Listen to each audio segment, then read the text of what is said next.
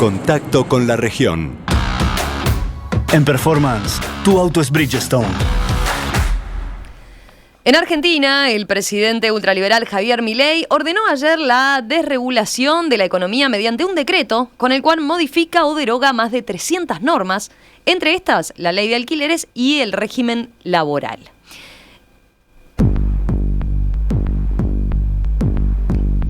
Estas reformas, de las cuales solo he mencionado 30 de las más de 300 incluidas, son algunas de las que están contempladas en el decreto, anunció Milei en una locución transmitida por cadena de radio y televisión.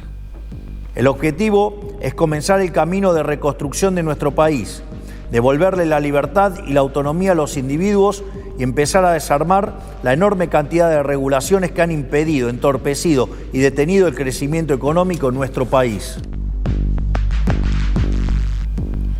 Las derogaciones incluyen la normativa que impide la privatización de las empresas del Estado, como por ejemplo la petrolera YPF o Aerolíneas Argentinas. También se reformará el sistema de atención en medicina privada.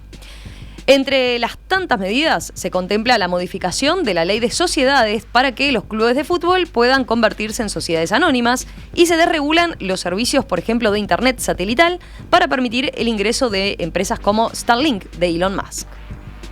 Durante los últimos 100 años, los políticos se han ocupado de expandir el poder del Estado en detrimento de los argentinos de bien. Esta expansión del Estado ha venido acompañado de la mayor destrucción de riqueza de un país en lo que se tenga registro. Nuestro país, que a principios del siglo XX era la primer potencia mundial, a lo largo de los últimos 100 años se ha visto enfrascado en un ciclo interminable de crisis que todas tienen en sus orígenes la misma causa: el déficit fiscal. Recordemos, Milei, que asumió la presidencia el pasado 10 de diciembre, ya había presentado un amplio plan de austeridad la semana pasada que incluye la eliminación de subsidios al transporte y a las tarifas de los servicios públicos y paraliza la construcción de obras de infraestructura financiadas por el Estado, además de haber devaluado en más de 50% la moneda. En diversos barrios de Buenos Aires los anuncios de ayer fueron recibidos con cacerolazos de protesta. Horas antes de que el mandatario hiciera estos adelantos de medidas económicas, miles de personas se manifestaron ayer en el centro de Buenos Aires en lo que fue la primera protesta en contra del gobierno de Javier Milei en medio de un enorme dispositivo de seguridad.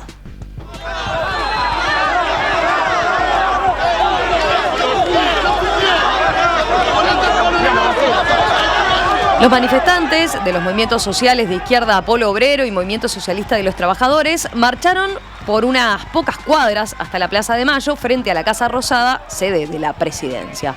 Su recorrido por el centro de Buenos Aires fue seguido por integrantes de la Policía de la Ciudad, la Policía Federal Aeroportuaria y la Gendarmería, que vigilaron que la marcha dejase al menos un carril libre sin corte totalmente del tránsito automotor. El operativo de las fuerzas de seguridad fue supervisado desde la sede de la Policía Federal por el propio presidente Javier Milei y su ministra de Seguridad, Patricia Bullrich. Bueno, vamos a profundizar en lo que fue la jornada de ayer en la República Argentina. Para eso estamos en contacto con nuestro corresponsal, Fernando Gutiérrez. Fernando, ¿cómo andás? Buen día. Buen día, Romina. Buen día, audiencia de En Perspectiva.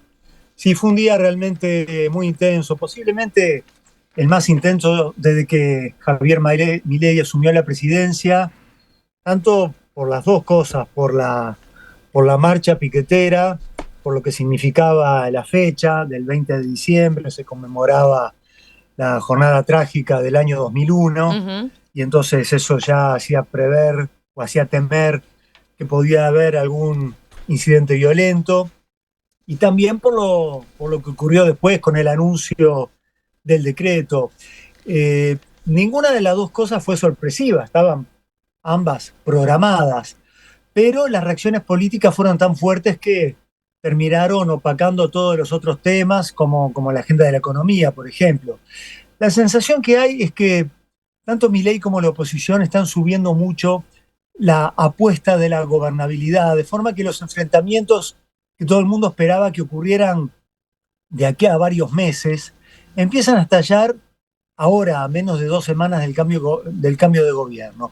La protesta piquetera, por ejemplo, se transformó en un tema político por decisión del propio gobierno, porque en realidad no es que haya sido tan masiva, de hecho fue menor que muchas otras que se habían hecho para protestar contra el gobierno peronista, pero Milei decidió que esa marcha piquetera iba a ser un primer test, porque iba a ser la ocasión para probar que él hablaba en serio cuando había prometido que no iba a tolerar los clásicos cortes de avenidas que ya se transformaron en una postal porteña, y por eso durante toda la previa se debatió el famoso nuevo protocolo elaborado por la ministra de Seguridad, Patricia Bullrich, y donde se establece que solamente se va a poder manifestar en las veredas y en las plazas, y que quien cortara el tránsito podía ser detenido. En una manifestación que sea grande, que sea como habían predicho quienes convocaron a la manifestación de ayer, de 50.000 personas, fue mucho menos, pero supongamos que hubiese sido 50.000 personas, resulta difícil pensar cómo se puede manifestar y cómo se puede marchar sin cortar una calle, ¿no? Claro. Así que ya eso en la previa enrarecía un poco el ambiente porque predisponía a pensar que podía haber incidentes. Pero después era como la primera prueba, ¿no, Fernando? O sea, la primera prueba de este decreto, de esta nueva normativa en lo que impedía los cortes, y llamó mucho la atención la actitud de Javier Milei, ¿no? Allí haciendo un control de lo que estaba pasando, él directamente, ¿no? En una cabina de monitoreo. Exacto, fue algo por lo cual Milei fue muy criticado en el ámbito político, porque el presidente quedaba muy expuesto a que en el caso de que la situación se descontrolara, terminara con gente herida, bueno, él quedaba como responsable principal, sin ningún ministro fusible en el medio. Ayer fíjense que se movilizaron 3 fuerzas: la policía porteña, que depende del gobierno de la ciudad, la policía federal, que depende del Poder Ejecutivo, y la gendarmería, también bajo la órbita del Ejecutivo, pero independiente de la federal. Y la verdad es que no siempre esas 3 fuerzas mostraron coordinación. Hubo algunos momentos tensos, hubo escaramuzas, al final terminaron con 3 detenidos, algunos ómnibus y gente que estaba viajando en situación presuntamente irregular, que no pudo llegar al lugar de la manifestación. Y bueno, en general una situación de tensión permanente. La cantidad de efectivos movilizada resultó tan grande que al final sí se terminó cortando en la calle, pero más por la propia presencia de policías controlando a los manifestantes que por la marcha propiamente dicha. Al final de la jornada, el gobierno festejó como una victoria política el hecho de que la convocatoria haya sido menor que en otras ocasiones y que no se hayan visto madres con niños pequeños.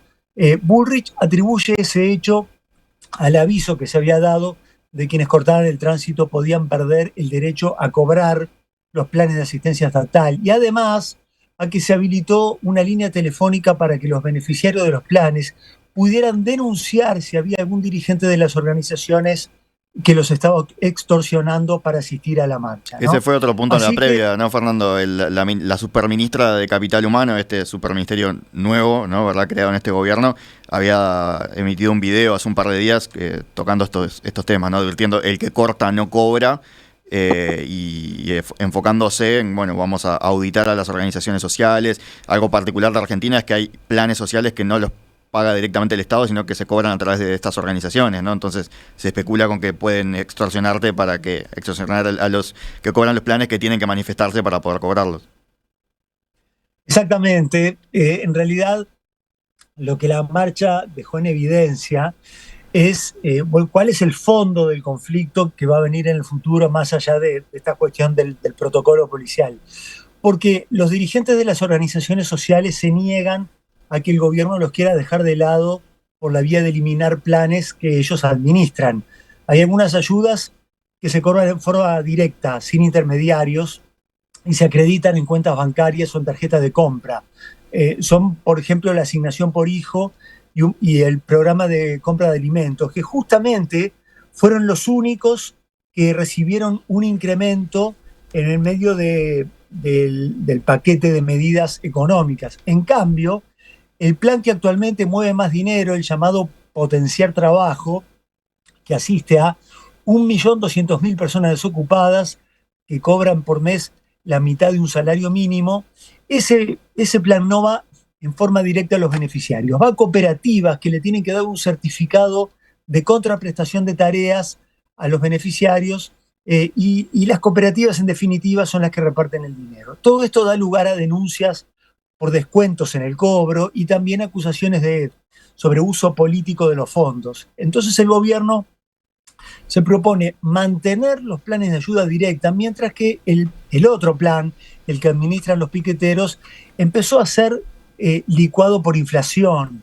Y ese fue uno de los temas que terminaron quedando en evidencia en la movilización. En general, los piqueteros están aliados a partidos de izquierda, mientras que toman distancia de la central sindical CGT, que es de filiación peronista. Eso había hecho que en todo el gobierno pasado tuvieran agendas y estrategias políticas distintas, pero ahora, con un adversario en común, están empezando a acercar posiciones y los piqueteros están alentando a la CGT a que pueda convocar a un paro nacional general, ¿no? Fernando, te propongo, hacemos una breve pausa y enseguida hablamos de la otra novedad, este decreto de necesidad de urgencia anunciado por Milei y lo que implica en materia de desregulación de la economía, lo que implica en materia de reformas.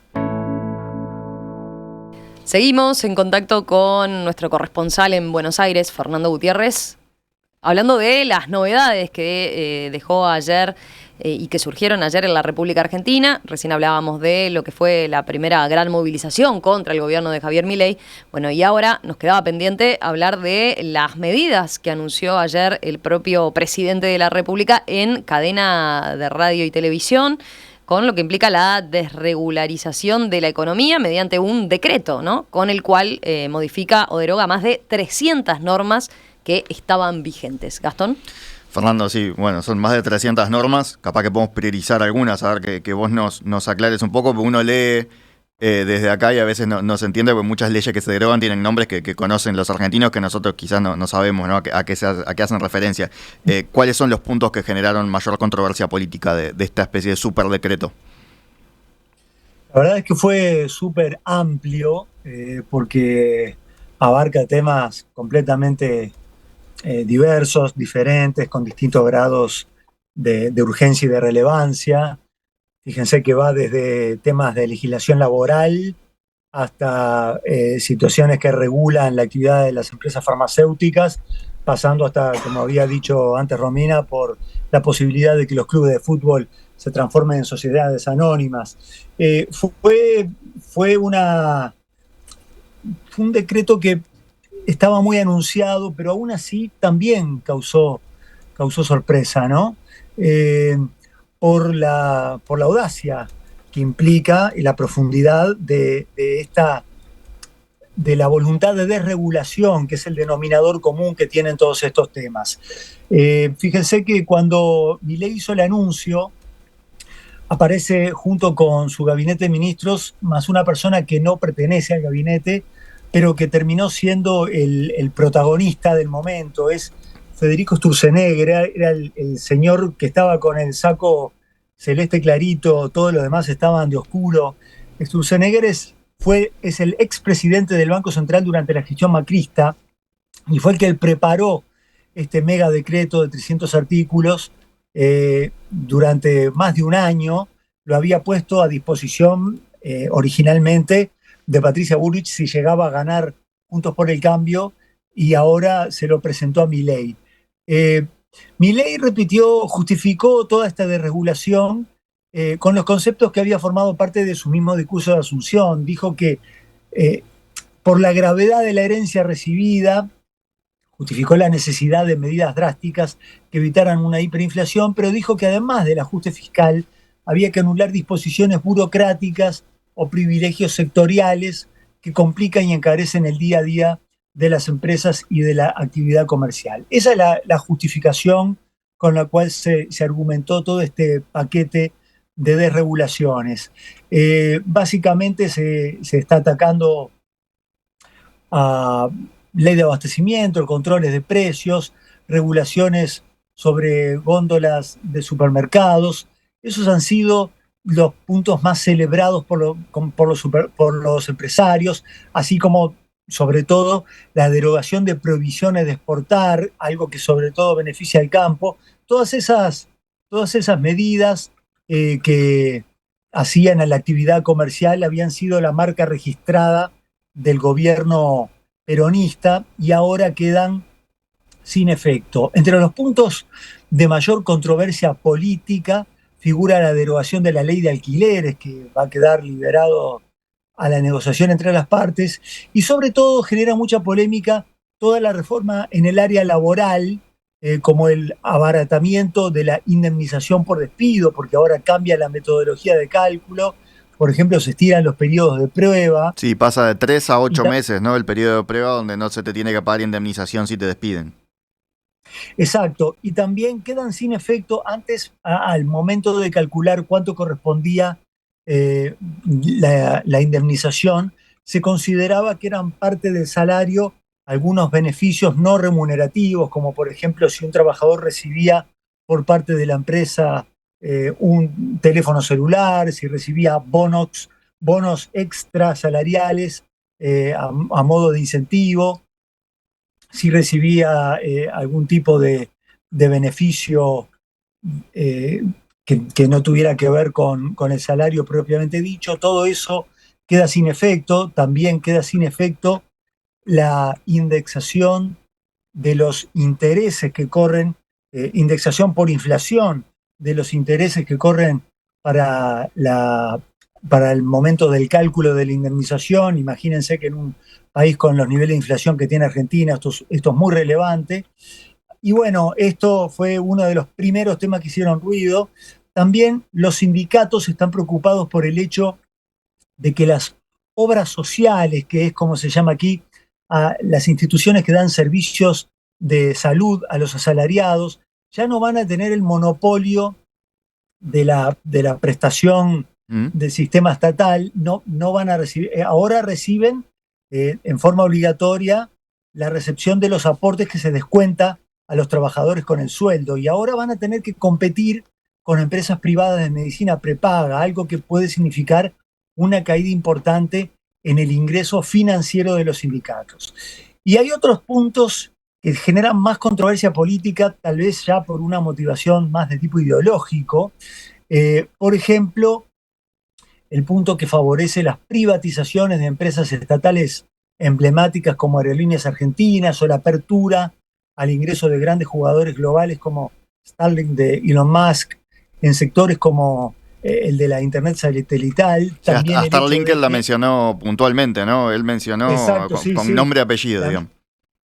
Llamó mucho la atención que mencionara una empresa con nombre y apellido, y bueno, y todos de inmediato recordaron que Milei había hablado, se habían elogiado en público en la red, la ex Twitter, la red X, entre Milei y Elon Musk.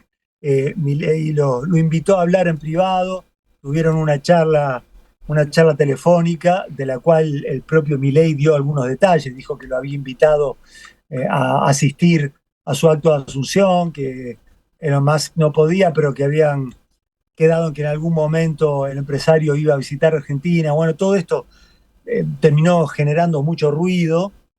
Tuvo, como para los más veteranos que vivieron los años 90, lo que fue el comienzo del menemismo, con su gran saga de privatizaciones de empresas estatales, tuvo como mucho tufillo, mucho recordatorio de lo que había sido aquel momento. Y bueno, tanto la izquierda como el peronismo más cercano a Cristina Kirchner se propusieron poner una resistencia política. Ese es el punto que queda, ¿no? Es bueno, el decreto, vos decías, es muy amplio. Milei se ampara un poco en que declaró una emergencia, ¿no? Como para poder tomar medidas que quizás suenan más legislativas que por decreto. ¿Qué posibilidades hay de que el Congreso frene alguna de estas reformas? Recordemos que Milei no tiene mayoría propia, ¿no? Claro.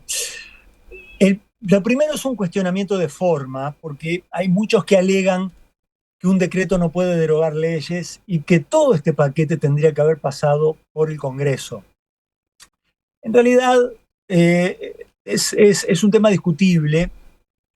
Hay antecedentes en los que sí se anularon leyes por decreto, pero se tiene que cumplir algunos requisitos y ahí se entra en el terreno de la polémica, porque algunos puntos pueden ser catalogados como urgentes.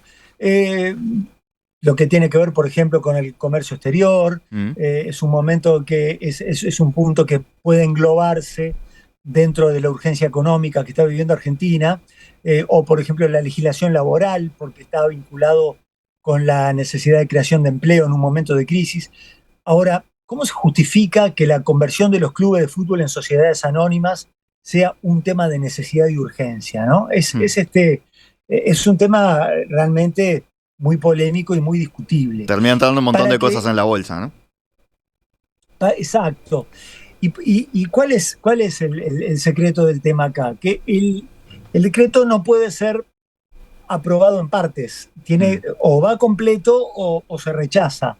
Entonces, eso fue algo que generó más cuestionamiento desde un punto de vista más bien legal, ¿no? El hecho de que, amparado en el título de necesidad y urgencia, van muchos temas que difícilmente se puedan justificar como urgentes. Para que el DNU, el decreto de necesidad y urgencia, quede firme, tiene que tener apoyo del Congreso, o mejor dicho, alcanza con que no sea rechazado por el Congreso. Y para que sea rechazado tiene que haber un pronunciamiento de ambas cámaras. Si una aprueba y la otra rechaza, el decreto queda en pie. Así que es un tema que ya genera polémica partiendo desde la forma, pero sobre todo genera polémica por lo que implica a nivel político y por lo que implica en cuanto a que toca algunos intereses de grupos específicos, ¿no? La verdad es que la audacia de las reformas que se proponen fue lo que generó sorpresa, porque había quienes creían que muchos de estos temas recién iban a aparecer en la segunda mitad de la gestión de Milei, cuando se hubiera estabilizado la economía.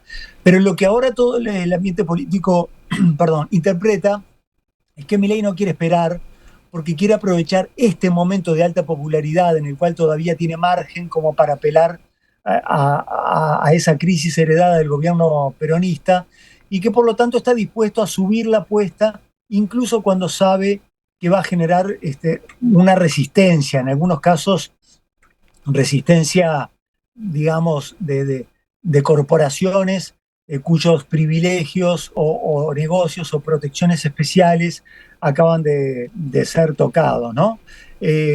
Fíjense que Milei todavía no había hablado y ya la cúpula de la CGT, la principal central sindical, había avisado que pensaba iniciar acciones judiciales para frenar cualquier avance sobre la legislación laboral o sobre las obras sociales.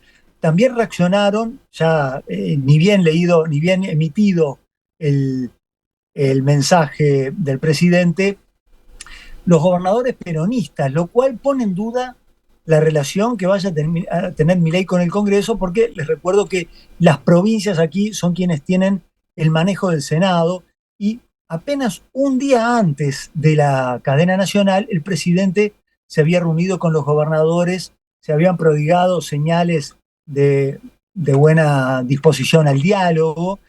Sin embargo, ahora el clima político parece haber cambiado súbitamente. Los más duros fueron los diputados del peronismo más cercano al kirchnerismo, que emitieron un comunicado en el que, fíjense el tono del debate, ¿no?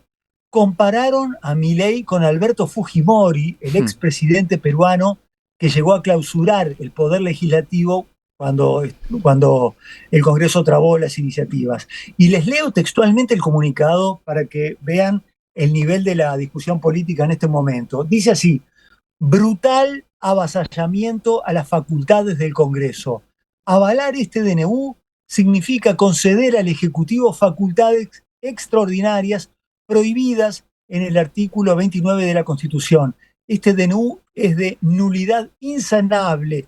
Los y las que lo aprueben serán infames traidores a la patria. O sea, no solamente es un mensaje dirigido al propio Milei, casi en un manifiesto de resistencia a todo intento de que esta iniciativa de desregulación intente pasar por decreto, sino que sobre todo es un muy duro mensaje a la interna del peronismo, porque ya anticipar que van a ser considerados infames traidores a la patria quienes avalen en el Congreso el DNU, implica la posibilidad de una fisura imposible de salvar entre los diputados más filokirchneristas que se van a oponer de plano a que pase esta iniciativa, con otros peronistas más de centro que tal vez por la necesidad de negociar con el presidente Milei terminen en alguna negociación para avalar que salga el decreto, ¿no? Fernando, así que estamos... como venís Sí. diciendo, los puntos son muchísimos y como anticipábamos ya, seguro que el gobierno de Milei ya está concitando mucha atención, seguro que lo va a seguir concitando. Si te parece, seguimos en estos días, le seguimos prestando atención a cómo avanza esto y no va a faltar oportunidad de volver a conversar con vos. Perfecto, perfecto. Es un tema que va a dar mucha tela para cortar. Ya ayer tuvimos los primeros cacerolazos y manifestaciones en el Congreso, así que sin duda se está enrareciendo mucho el clima político aquí en Argentina. Un abrazo, Fernando. Un abrazo para ustedes.